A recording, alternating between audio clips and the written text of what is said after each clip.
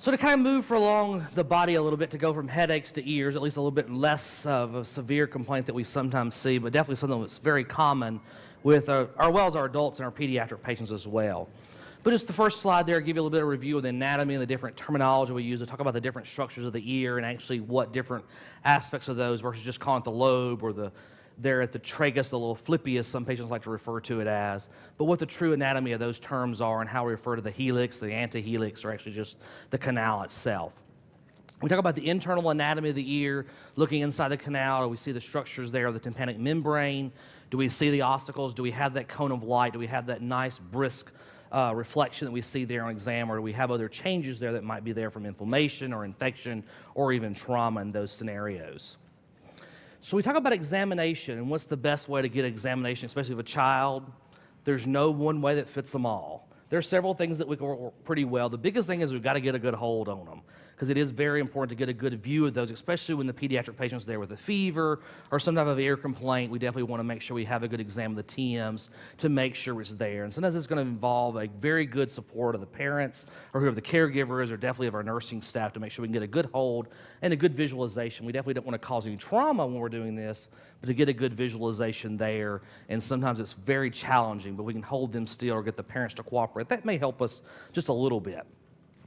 So one of the less severe things that we see, a good bit, is the cerumen impaction. The patient comes in either with that fullness feeling or maybe some itching or some pain, or you get the spouse who goes, he can't hear a thing.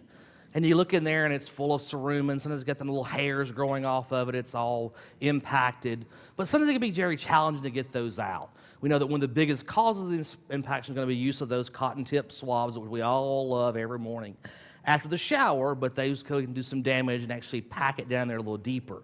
So different things that may work, such as doing some warm water and peroxide, about a half and half mixture. That may help loosen up. The peroxide will kind of help digest some of that organic material. We may do things like Colace or other chemical produced. They're actually there to help soften up that wax a little bit. But for the most part, some good irrigation tends to help well. The biggest thing is we have to be concerned about is if we're doing that is not to be too forceful.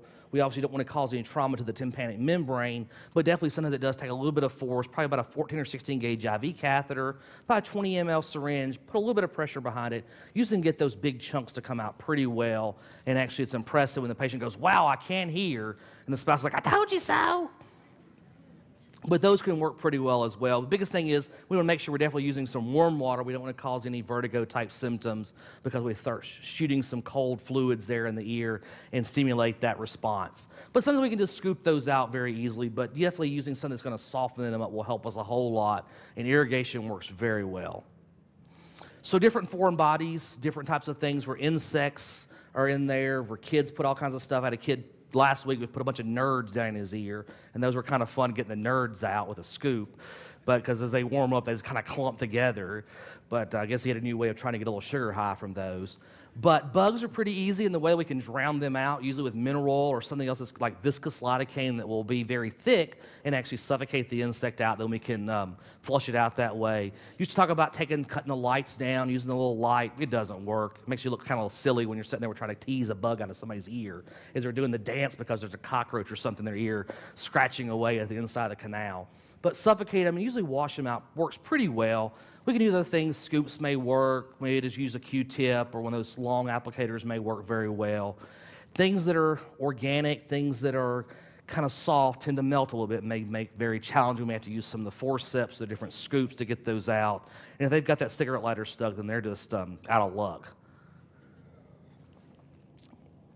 But definitely the things we want to see is try to get some way that's going to get around that. So sometimes the curved hooks will work very well. Sometimes the little cerumen scoops may help us do those as well. Those right angle hooks. Sometimes even like a little small suction catheter may allow us to get just enough suction on that to pull that out. But the biggest thing is we've got to have the patient's cooperation. And a lot of these are going to be the pediatrics, which definitely makes it very challenging. And sometimes maybe a little intranasal fentanyl, a little intranasal midazolam may help enough to calm them down and not yet be procedural sedation to allow us to get an easier removal of the object, prevent further injury, and definitely make the process a lot easier on all of us if that child's a little bit more cooperative. One of the things that we can do if nothing else is working, and something I try not to do, but if we have to, is a little Q-tip or one of those applicators with a little bit of crazy glue or something on it that we can use it and get it in there and touch the object and get it out. Obviously, we've got to have a very cooperative patient for this. We don't want to touch the inside of the canal or any other structures, but maybe work to get very small things out that I can't grasp any other way, and those may work pretty well to get those out. The biggest thing to keep in mind if we're doing irrigation, if it's organic, we definitely don't want to use irrigation if at all possible, because anything that's organic is going to absorb that water and now get a lot bigger and be much more challenging to get out. So usually some type of instrumentation or suction can work pretty well. And if all else fails, let's refer those over to ENT, because I definitely don't want to make the process any worse. And they have some other tools that we may not have in the ED, but one thing to consider is that sedation, whether it's just intranasal, which in a lot of places don't consider it sedation, may help a little bit just to calm the pediatric patient down or to use some of their technique to get a better visualization and get a good plan of attack before we ever do anything else. For the most part, these are usually not life-threatening, and we can develop a good plan and then go at it with a strong approach.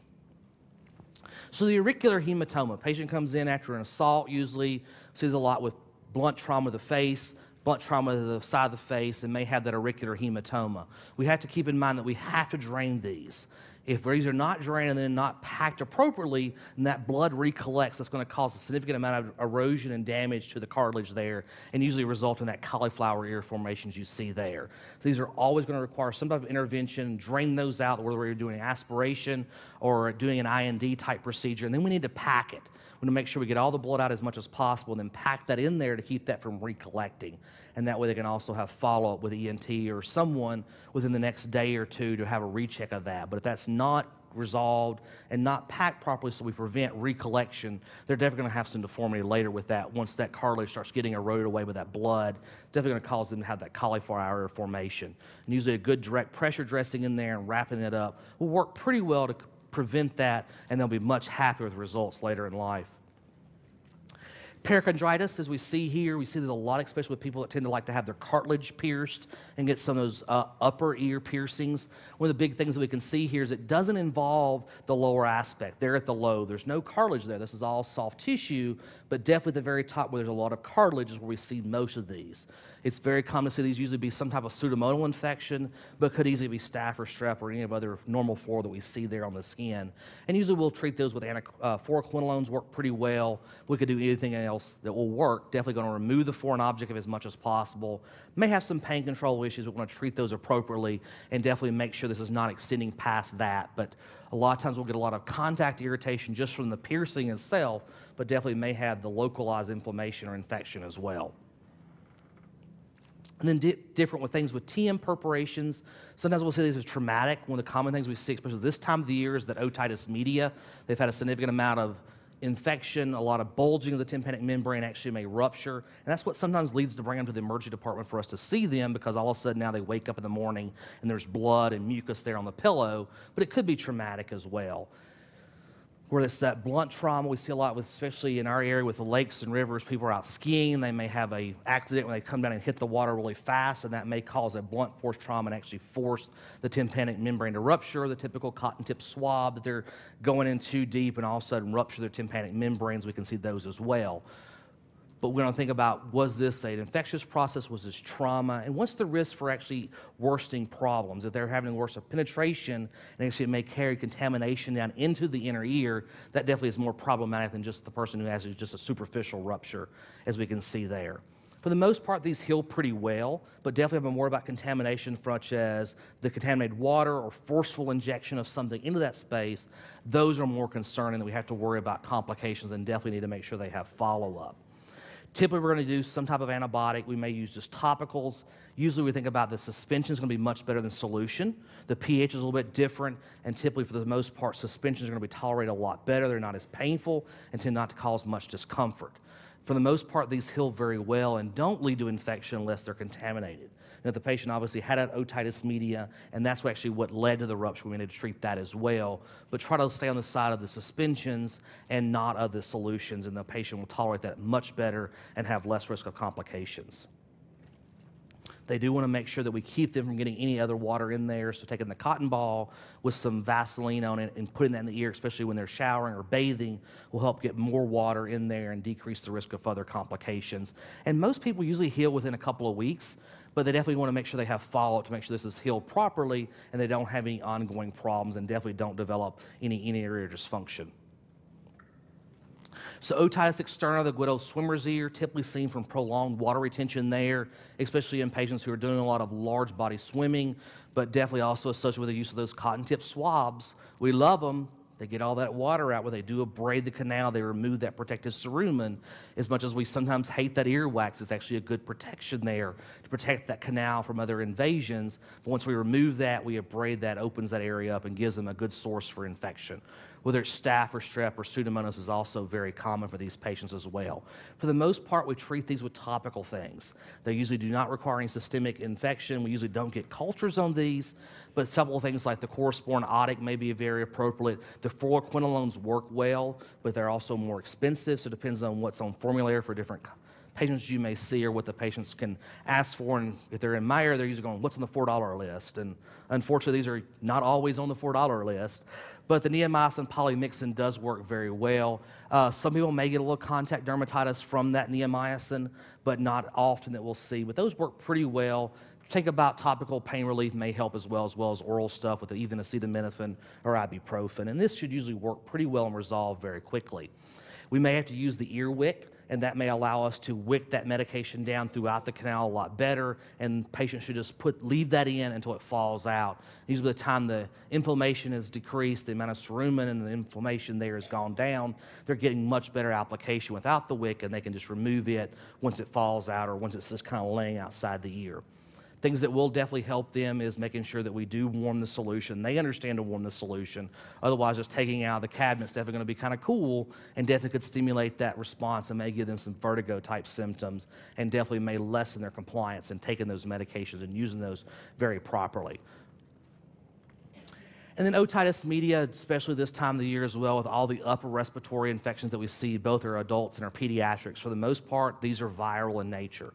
They usually don't require any antibiotic usage, but we definitely see that as a huge demand for patients there in the ED or any practice that we're in because they want antibiotics, they think they need them to get better. But for the most part, these are viral in nature. With our pediatric patients, they may be there with just the elevated fever. They may have some of the tugging of the fingering, but not always. Our adult and older pediatrics definitely can tell us that they've got the ear pain in that localized area. For the most part, otitis is going to give us a low-grade fever. 101, 101.5. They're coming in with 102, 103 fever. I need to think about something else. This could be just a viral infection that they're having with an upper respiratory. It could be something else. But for the most part, we're not going to see really high fevers in just a simple otitis media type patient. So make sure we look for other sources and ruling out other things, especially when we're worried about influenza or some other type of bacterial infection. Biggest things we think about, staph, strep, MCATs in some areas, the topical things that we'll see with these, but most common it's usually that upper respiratory infection, and those are the ones that are usually going to lead to a viral type infection. On exam, we're looking at that tympanic membrane. Do we see the redness? Do we see signs of an infusion? And I always love that. I always talk about everything, the decreased mobility on insufflation. How many people actually find a bulb with their otoscopes there in the department? I've yet to ever have to be able to do true insufflation to actually see if there's any mobility of the tympanic membrane because nobody knows where there is one, and evidently they've been stolen or end up on eBay somewhere. But do I see a nice red bulging tympanic membrane? Do I see any signs of fluid behind there? Do I actually have the effusion? If I could check for the mobility, that's definitely a very good diagnostic thing to look for. But for the most part, we're going to see that erythema, that bulging there. And if they do have fluid, we definitely want to make sure they have follow-up to make sure that it has resolved. We don't want to have any problems later from all that continuous chronic collection of fluid there behind the tympanic membrane.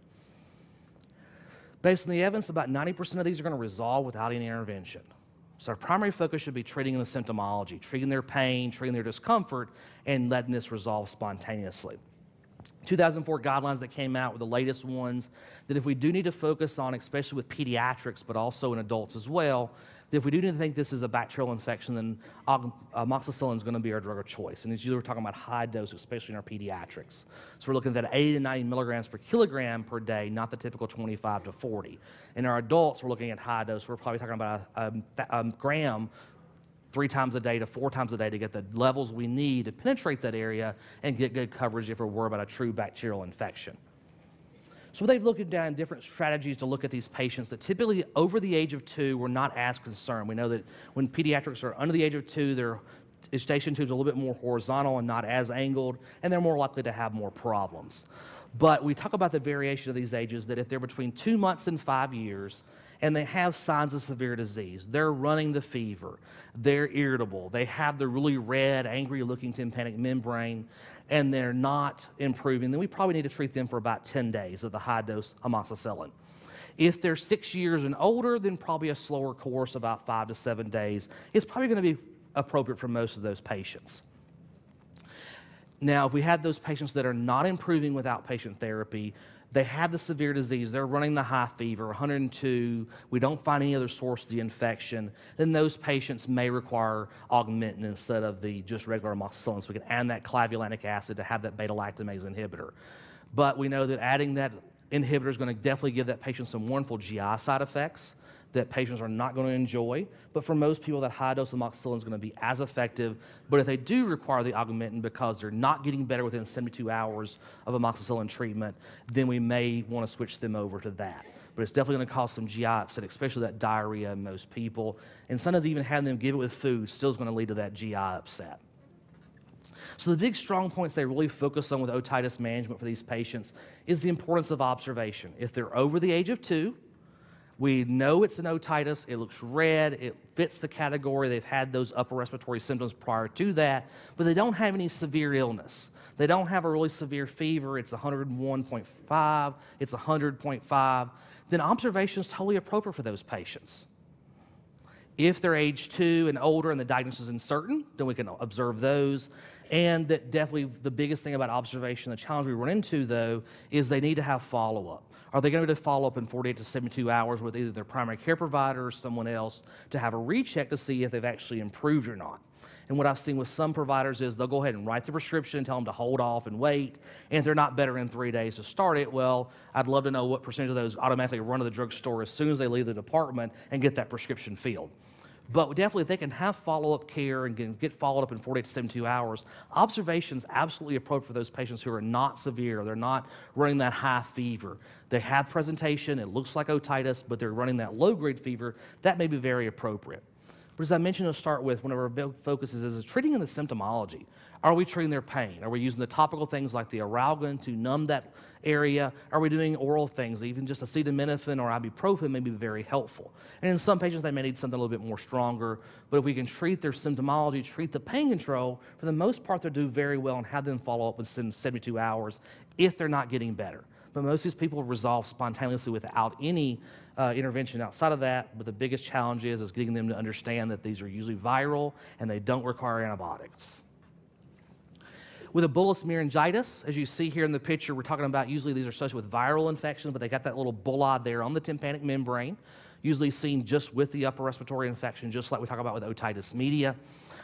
Antibiotic drops may help, but not necessarily going to help improve the outcome. These are usually going to be caused by the other things such as the strep, the staph, the MCATs. Our biggest plan here is going to be focused on symptomology as well. Treat their pain, but we definitely want to make sure they have follow-up care to make sure this has resolved. Otherwise, we're going to need to see ENT for further repair to make sure we don't have any long-term complications with this bulla. And then anesthesia of the ear to consider. We talk about different areas depending on where it's at. For some of these patients, it may just require a little local anesthesia. Obviously, if we're doing any type of local with this area, we're going to use non-epinephrine containing things, whether we're talking about lidocaine or marcaine. Marcaine obviously is going to give us a longer duration of action.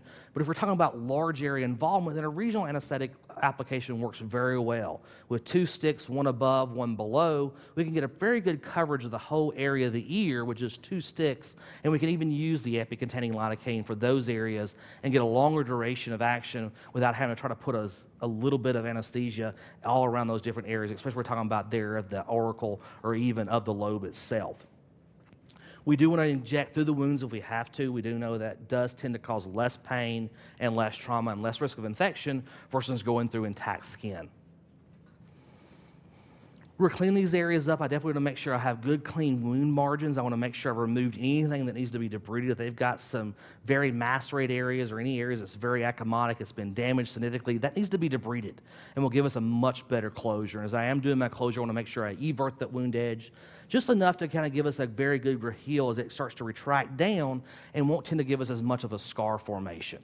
For the most part, most of us use a lot of the absorbable sutures. It's a lot easier, so once we put them in, they're done with it. Trying to get some non-absorbables out later, especially in some of our pediatric patients, will be very challenging. A couple weeks ago, I had a kid that was playing, he slid, they were playing baseball in November, but he slid and he caught his ear, and I mean, just the whole top part of it tore down, and did very well, but it had a significant amount of repair to get for the back part, but also the front part. It was able to do just some nice subcuticular absorbables and put a little dermabond on top, skin adhesive on top, and it worked very well. But a lot of times the non-absorbables are going to work well for both the adults as well as the pediatrics, because once you put them in, they're done. They just got to clean the edge, and they don't have to worry about follow-up trying to remove those, because those can be very challenging, and we definitely don't want to disrupt the wound healing as we're trying to remove those sutures, because usually removal within 5 to 7 days, because it heals so rapidly, the non-absorbables work very well. We definitely want to make sure, though, that we're not putting suture through the cartilage. I want to make sure I avoid that area and definitely refer those out if we need to ENT, to plastics, or whomever if they need that. We definitely don't want to put any suture through the cartilage. We're going to have some significant problems with that. We're only reclosing the skin itself. And our last topic to talk about with the ears is going to be the presentation with vertigo. Do they come in with that vertigo type symptom? They've got that swooning or that dizziness type sensation that especially when they're staying still, they close their eyes. Most things that we usually see are of peripheral origin, which is usually not that big of a deal, but if we have someone that has some central origin type vertigo with some other neurological deficits, that definitely is something we have to investigate further and make sure we're not missing something really big and bad. But the most commonly we're going to see are these peripheral type things where we're talking about some type of labyrinthitis or Myringitis, or even the people that I see a lot with Meniere's disease. They come in and go, I got Meniere's disease. They got Meniere in their ears, I guess. But Meniere's definitely can cause that vertigo symptoms as well. But we're definitely going to look at some different comparisons here to think about what's peripheral versus central in nature and to make sure we're not missing something big. But typically we're talking about peripheral origins. Those patients are going to have that sudden onset. They have that intense spinning that may or may not get better when they close their eyes. It may be intermittent in nature. It comes and goes. It is worse with movement. Very classic, they had that symptomology. They think they're going to DFO, done fell out. See a lot of people that DFO? People from up north don't always hear about DFO. People fall out in the south, and they don't fall out of something, they just fall out. But nausea and vomiting is very common with our peripheral stuff. They're probably going to have some horizontal nystagmus. And sometimes you'll see some vertical rotary, but most of the time it's going to be the horizontal. You may see some hearing loss or tinnitus. Tinnitus is very common that we'll see with Meniere's disease. Hearing loss is also common that we'll see sometimes with Meniere's disease as well. The other big things we talk about with central stuff is central presentations are a lot more slow and insidious in onset. It doesn't wake up in the morning and all of a sudden they've got the vertigo. Those patients have a progressive insidious onset with their symptomology. They tend to have constant vertigo type symptoms. It doesn't come and go. It doesn't change with positions. It tends to have that more constant presentation. And nystagmus of these patients is usually vertical. And for the most part, anybody that has that true vertical nystagmus, we have to think about central origin.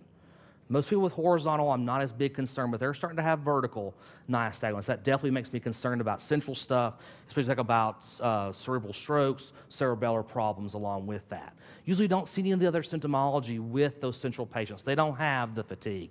They don't have the tinnitus that we'll see with some of those peripheral causes. But definitely a very good physical assessment and a very good history always going to take a present role. When do they have the symptomology start? How long has it been going on for? What makes it worse? What makes it better? And that'll definitely give us an idea. Are we talking about something that's going to be calm and mild, or something that may have definitely some significant results if we find out the true cause?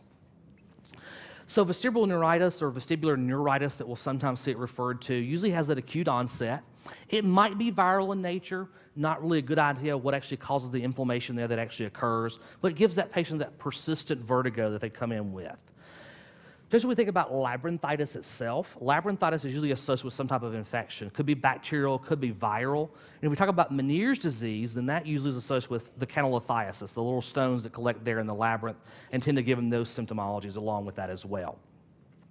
With neuritis or neuritis, we're going to see usually they have no symptoms of hearing loss. They're not going to have that decrease in hearing, but they're going to have a lot of vomiting because the vertigo usually causes a lot of activation of the emesis center and does tend to cause some emesis. It does get worse with position changes. It is going to have that patient's going to have that nice horizontal nystagmus when we do their changes in position or when they start having the worsening in their symptomology. For the most part, we're going to treat the symptomology, whether we're using some of those antihistamines like meclizine or even diphenhydramine, but also our benzos, especially diazepam, works really well for vertigo. It's going to help sedate some of that symptomology and help with their dizziness, their vertigo symptoms, but also some of their nausea and stuff as well.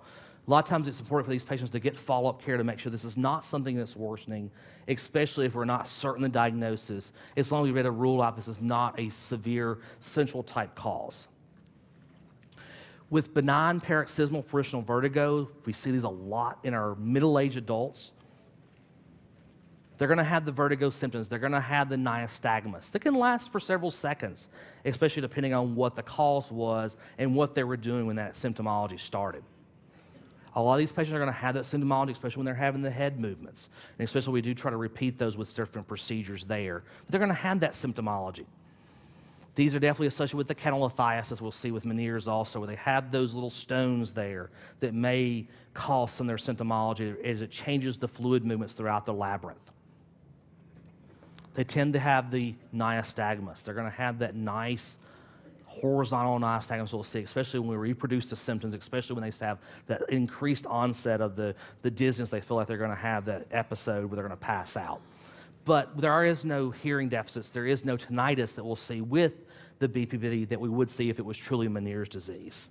But if we're able to do those Epley maneuvers and we can do those different reposition changes, that may improve their symptomology. And those of us that do those a lot and really well at it, patients get immediate improvement if you're able to reposition them and resolve that. And they're like, wow, they actually can stand up now and not get dizzy, not feel like they're going to vomit everywhere. Those patients will really appreciate that. Otherwise, we can treat them with the same things we do for other types of vertigo. Use those labyrinthine suppressants, those antihistamines like the diphenhydramine or the meclizine, and definitely the benzos such as diazepam, Valium will work very well for those patients along with that.